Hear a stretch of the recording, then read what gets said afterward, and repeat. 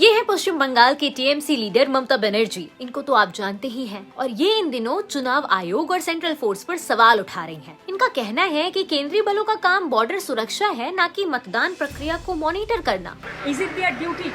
They should secure the border.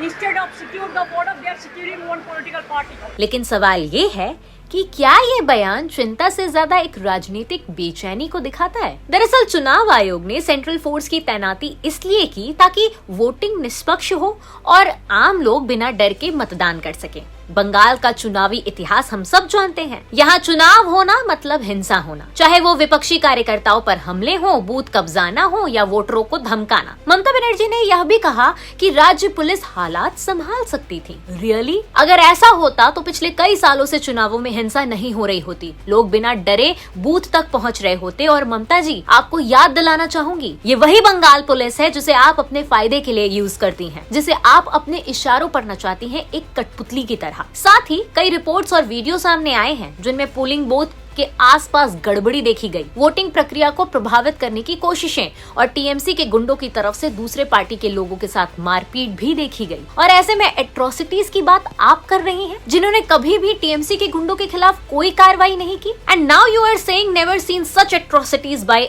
Election commission. अगर atrocities का असली रूप देखना हो ना, तो आपके राज्य में बंगाल उसको काफी अच्छे से परिभाषित करता है। आपके राज्य में एट्रोसिटीज की हद पार की गई है। दूसरे पार्टी के उम्मीदवारों पर हमला करना, लोगों को उनके घर जाकर धमकाना, महिलाओं के साथ बदसलूकी करना, लोगों के घरों को आग के हवाले करना, बूथ कैप्चरिंग करना, ये कोई और नहीं करता बल्कि आपके पार्टी के लोग करते हैं। लिस्ट बहुत लंबी है। और सवाल ये भी है, क्या ये बयान एक संभावित चुनावी हार के डर से आ रहे हैं, या फिर ये नैरेटिव बनाने की आपकी कोशिश है कि अगर नतीजे खिलाफ आए तो पहले से ही एक वजह तैयार रहे?